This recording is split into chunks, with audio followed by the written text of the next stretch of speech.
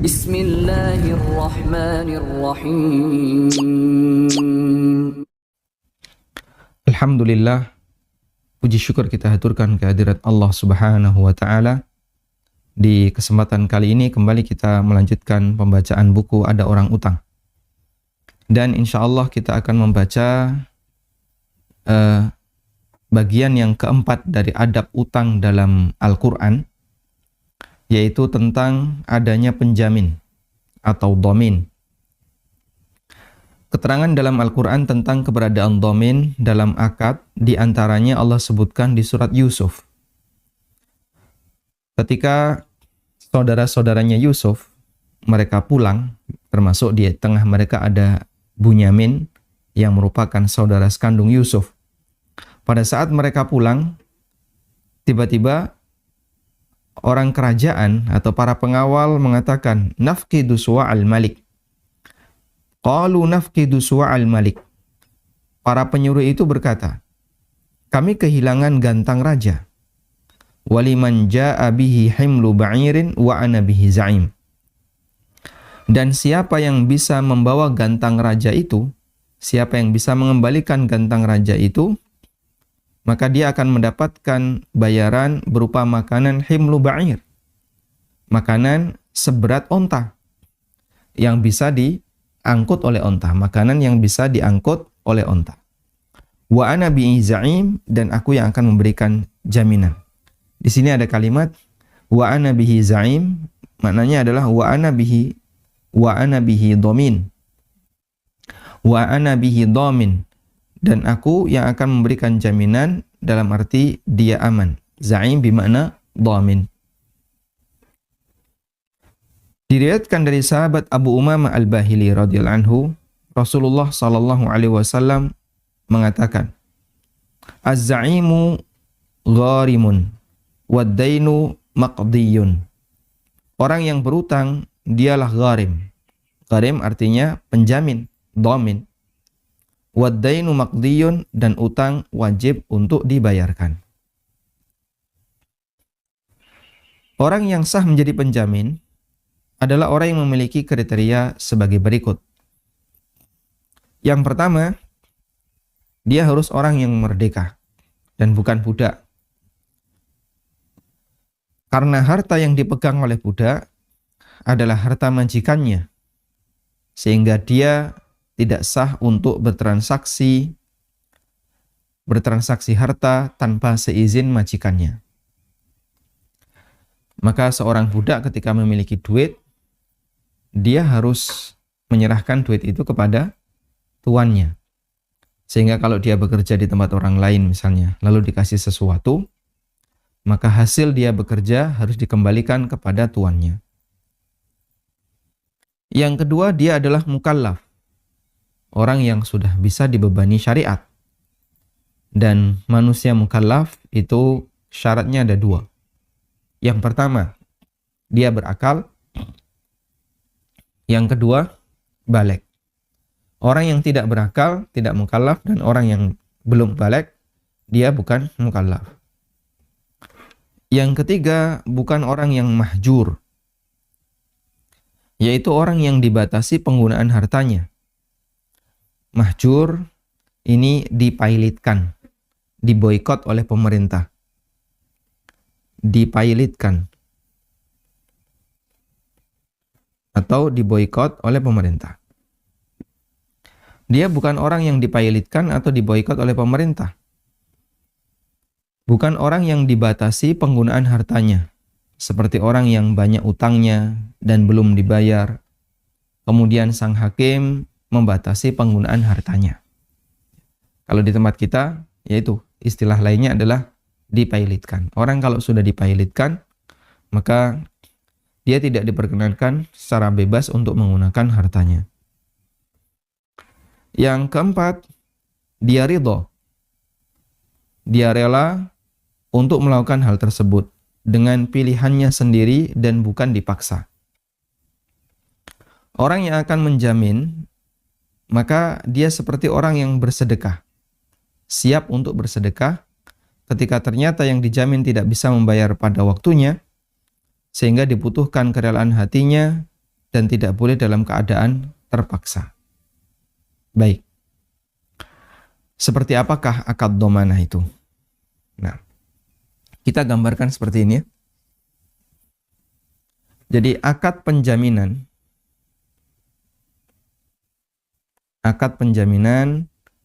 itu disebut dengan akad tawthiqat.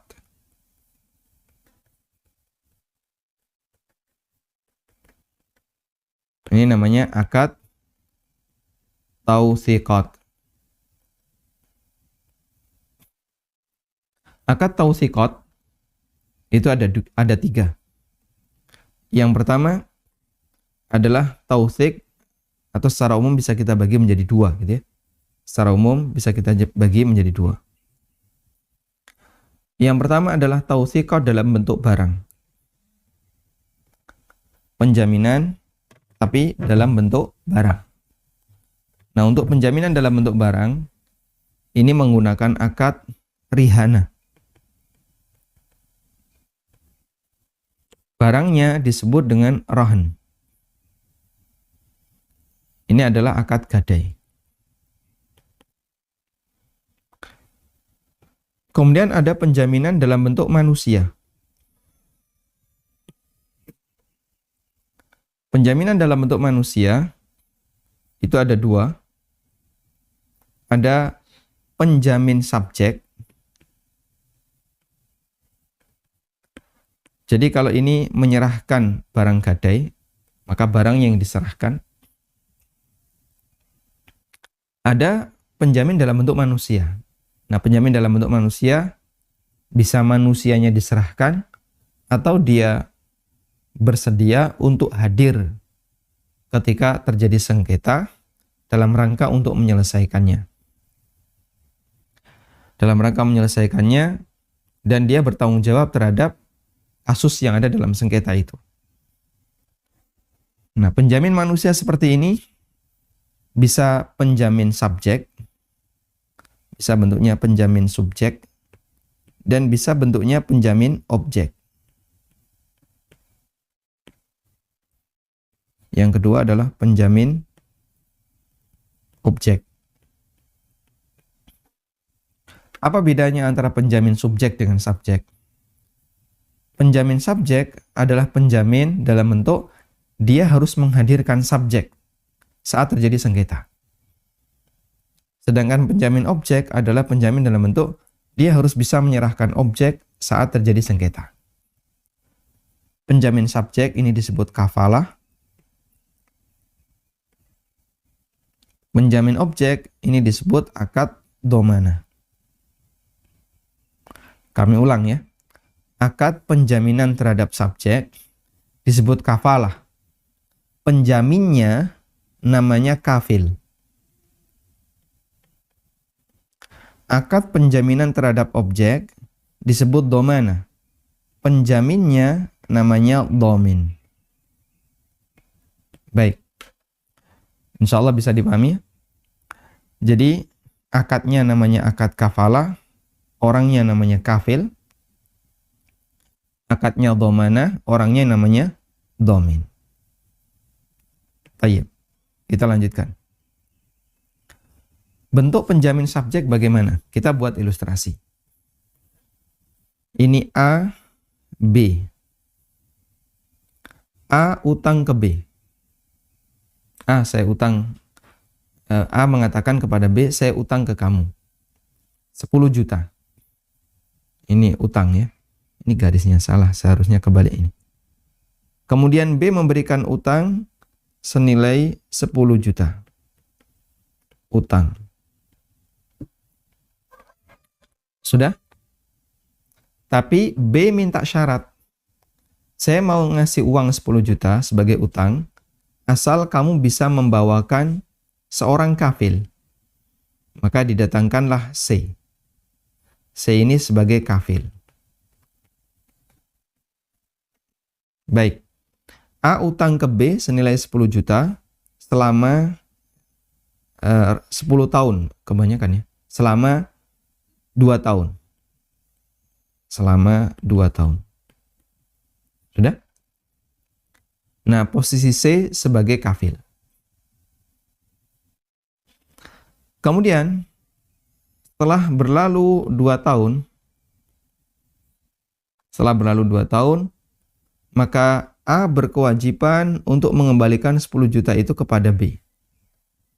Senilai 10 juta. Jika tidak bisa dihadirkan, sehingga saat B nagih, A ganti nomor HP. Saat B nagih, A pindah alamat, datang ke rumahnya, A sudah nggak ada. Ditelepon sudah nggak bisa dihubungi. Intinya A ngilang. Maka B menghubungi C. B di sini berhak untuk menghubungi C. Wahai C, pada tanggal 1 September besok, itu adalah deadline pembayaran utangnya A. Sementara sampai saat ini sudah saya WA, nggak ada balasan, cuman centang 1. Saya telepon, nggak nyambung. Saya datang ke rumahnya, katanya dia sudah pindah kontrakan. Saya nggak mau tahu, pokoknya kamu harus hadirkan B 1 September utang lunas. Maka C bertanggung jawab untuk menghadirkan A. Sehingga di posisi ini, ketika saat jatuh tempo, B tidak bisa ditagih,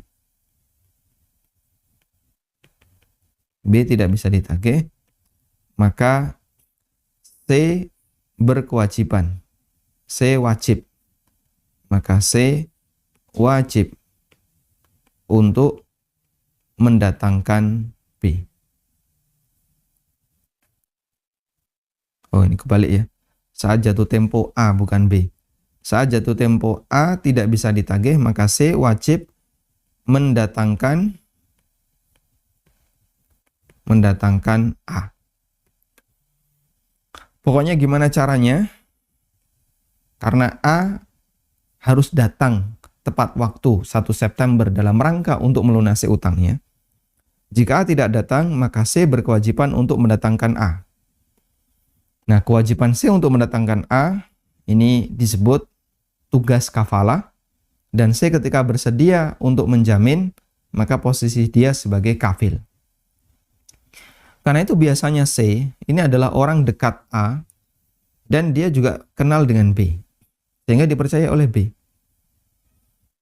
untuk menjadi kafil. Saya yakin karena C ini orangnya terpercaya, dia jujur, dia punya hubungan baik dengan saya, dan dia juga punya hubungan dekat dengan A. Nanti kalau misalnya A punya masalah, maka C akan bertanggung jawab untuk menghadirkan A. Nah, dan praktek seperti ini cukup banyak di masyarakat kita, meskipun bisa jadi orang tidak tahu kalau itu sebenarnya akad kafalah. Ada sebuah BMT yang dia bersedia untuk memberikan pinjaman lunak kepada sebagian jamaah, ya. Kemudian di situ disyaratkan orang bisa mendapatkan pinjaman di sini jika mendapatkan rekomendasi dari ustadz yang ada di daerahnya. Ya. Sehingga misalnya dia tinggal di mana? Oh, tinggal di Kampung Sawu. Maka yang memberikan rekomendasi adalah para asatidzah yang ada di Kampung Sawu. Dia tinggal di mana? Oh, dia tinggal di daerah Piungan. Maka nanti yang memberikan rekomendasi ustadz di daerah Piungan. Karena ustadz itu yang lebih kenal dengan jamaah tersebut. Dan BMT baru mau mengucurkan dana setelah dia dapat rekomendasi. Salah satu di antara fungsi rekomendasi itu, ustadz harus memastikan bahwasanya yang diberikan rekomendasi ini orangnya jujur, amanah, bukan hobi ngutang yang suka ngilang. Dan kalau ditagih, tanggung jawab. Kalau tidak, jika ternyata saat ditagih dia ngilang, ustadznya berhak untuk dipanggil. Ustadz, Anda yang ngasih rekomendasi, si C ini utang ke saya. Oh iya betul. Baik, kalau begitu Ustadz, ini sudah deadline, bahkan sudah melebihi 1 bulan. Saya minta kepada Ustadz, tolong C dihadirkan. Saya tagih-tagih, nggak pernah respon, tak datangi ke rumahnya, katanya alamatnya di sini, ternyata itu alamat fiktif. Kemudian saya hubungi lewat HP juga nggak nyambung. Maka pokoknya Ustadz harus bisa menghadirkan C. tanggung jawab bagi orang yang menjadi pemberi rekomendasi untuk menghadirkan itu. Makanya kalau nggak kenal jangan ngasih rekomendasi. Wah, saya nggak kenal kamu, gimana saya mau ngasih rekomendasi? Nanti kalau ada masalah kamu hilang, saya yang tanggung jawab. Nah, itu fungsi kafil. Ini kafalah utang. Ada juga kafalah dalam bentuk yang lain ya. Karena kafalah ini luas. Semua bentuk penjaminan yang di situ melibatkan adanya potensi pelanggaran. Seperti kafalah ketika orang tinggal di negeri orang lain. Kafalah bagi mereka yang tinggal di negeri orang lain, jadi negara seluruh dunia yang membuka hubungan luar negeri, di mana mereka mengizinkan orang luar negeri untuk masuk, itu pasti ada ini. Dan bentuknya adalah visa yang itu dijamin oleh kedutaan besar negara tersebut. Sehingga misalnya si A mau ke Jepang. Memang ada sebagian negara yang dia bebas visa. Si A mau ke Jepang. Kemudian si A diminta untuk mendapatkan visa, untuk ngurus visa. Akhirnya si A ngurus visa ke kedubes Jepang yang ada di Indonesia. Setelah dipelajari semua dokumen, oh ini aman, untuk masuk Jepang aman. Akhirnya si A bisa masuk Jepang. Dengan apa tadi? Visa yang diterbitkan oleh kedubes. Sebenarnya itu kafalah. Ya. Dan nanti kalau ternyata si A bermasalah di sana, maka kedubes akan bertanggung jawab. Dia akan menghubungi kedubes Indonesia yang ada di Jepang, dan mereka akan memproses. Si A melakukan tindak kriminal, dia harus mendapatkan hukuman. Atau si A melakukan apa misalnya, yang merugikan negara, dia harus mendapatkan hukuman. Nah, fungsi kafil itu yang akan memproses agar si A bisa dihadirkan di majelis hakim. Baik. Atau ketika seorang muslim itu melakukan kegiatan umroh, dia masuk ke Saudi dengan menggunakan visa. Dan visa di sana itu bisa terbit setelah ada kafil. Biasanya kafilnya adalah perusahaan untuk yang kegiatan haji dan umroh. Perusahaan ini memberikan kafalah. Kemudian mereka bisa masuk dan mendapatkan jaminan keamanan dari perusahaan tersebut. Selanjutnya, akad domanah. Kasusnya kurang lebih sama ya. Jadi dalam akad kafalah di sini, ketika C berhasil mendatangkan A, jika di sini kita tuliskan ya. Jika C berhasil mendatangkan A,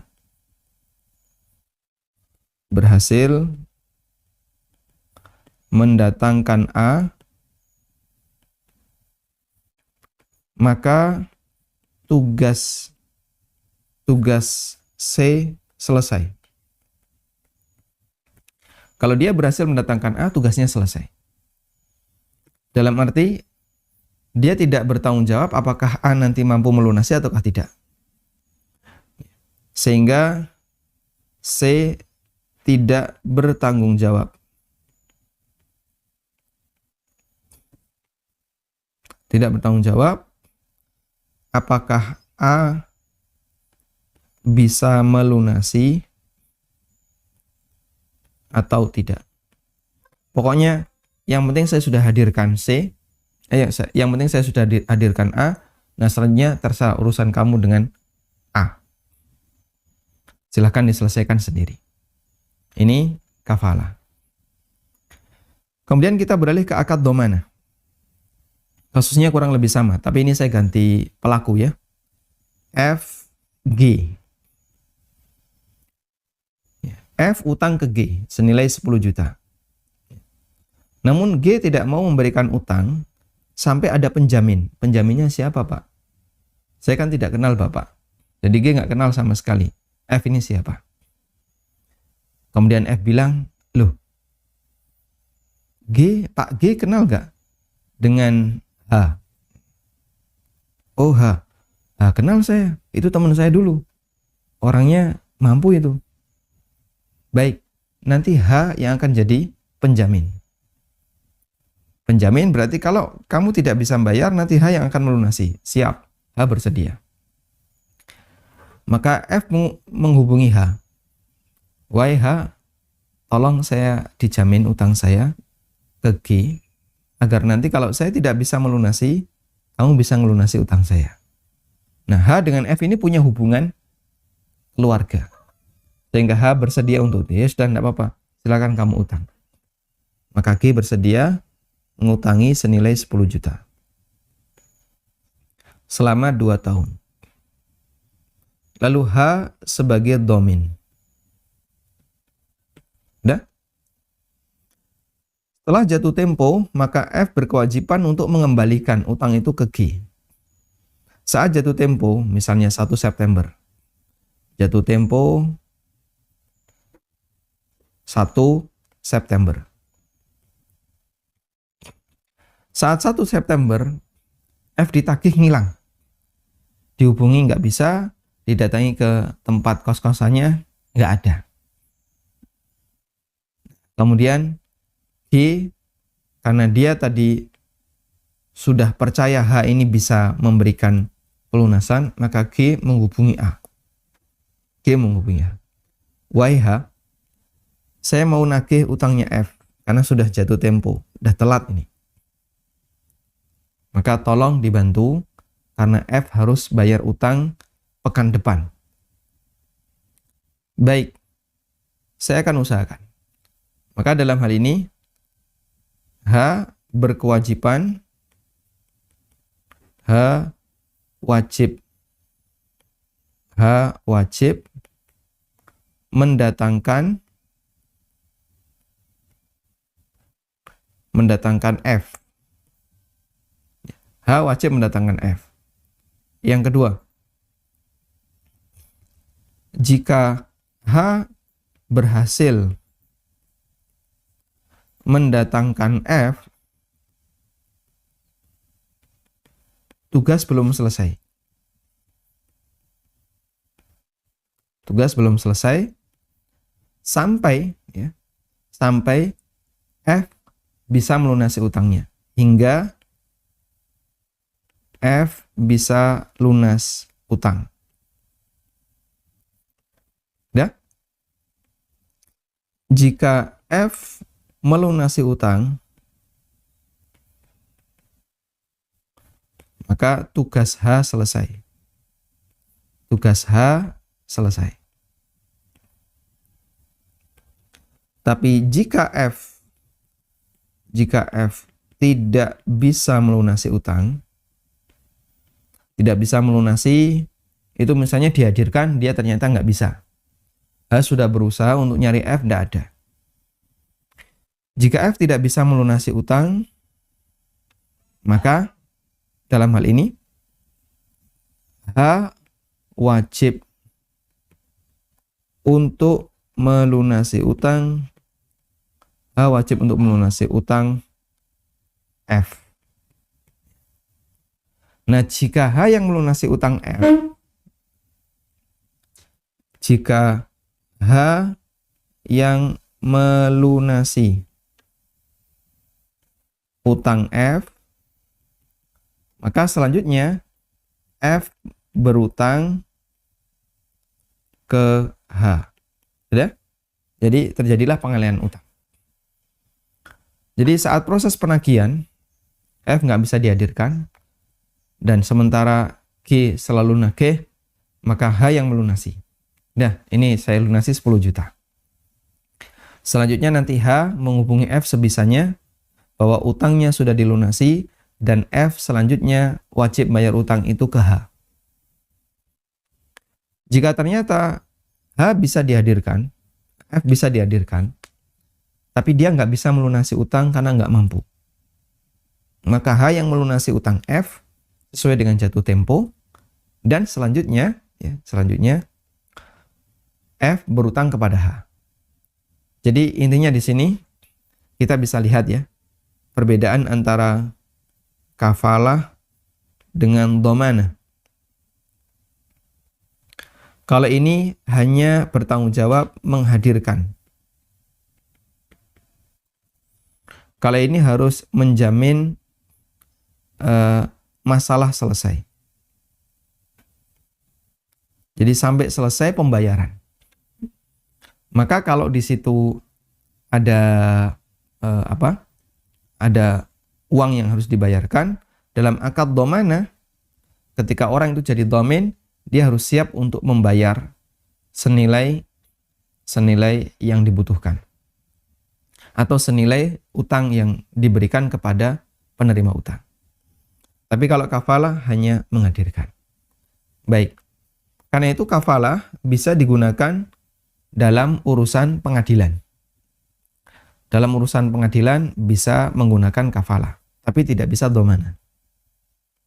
Contohnya gimana? Ada orang, dia setelah disidang, maka hakim memutuskan orang ini mendapatkan hukuman 2 tahun penjara. Atau gini, orang sidang dihentikan karena belum selesai kasus, maka terdakwa dipersilahkan untuk pulang, ya, tapi nanti akan dihadirkan kembali pada sidang berikutnya. Nah, kemudian orang yang dizalimi, dia merasa khawatir, nanti kalau terdakwa dilepas, dia bisa ngilang.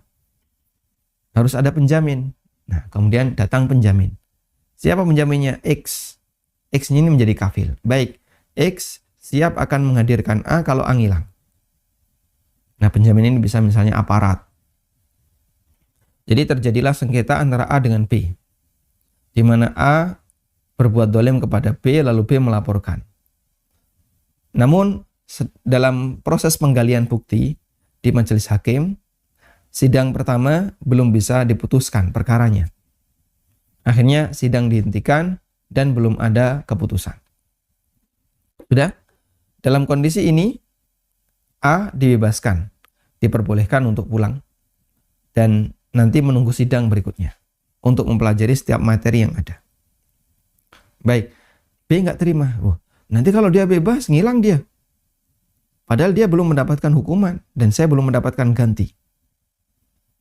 Akhirnya A harus ada penjamin. Nah, itu pakai akad kafalah. Aparat dijadikan sebagai penjamin. Baik, Polsek misalnya. Kapolsek A yang berada di daerahnya, Kapolsek di daerah A, ya, satu daerah dengan A, menjadi penjamin. Kapolsek akan menjadi penjamin. Kalau nanti pada sidang tanggal sekian A tidak bisa dihadirkan, Kapolsek yang harus bertanggung jawab. Nah, ternyata betul. Begitu A dilepas, sidang ditutup, A ngilang. Entah kemana. Gitu ya. Sehingga pada saat hari H, tanggal penentuan sidang, Kapolsek harus bertanggung jawab mencari ini A. Dia harus bisa dihadirkan dalam sidang. Meskipun dia bukan dhamin. Dalam arti, kalau misalnya nggak berhasil A dihadirkan gimana? Ya berarti Kapolsek yang harus disidang. Tidak. Dia tidak menggantikan A dalam proses itu, tapi dia bertanggung jawab untuk menghadirkan si A. Baik. Inilah yang disebut dengan akad kafalah. Dan Anda bisa perhatikan perbedaan antara dhamana dengan kafalah yang tadi kita sampaikan. Wallahu ta'ala alam. Semoga ini menjadi tambahan yang bermanfaat mengenal akad dhamana dan kafalah serta perbedaannya. Wassallallahu ala nabiyyina Muhammadin wa ala alihi wa sahbihi wa sallam.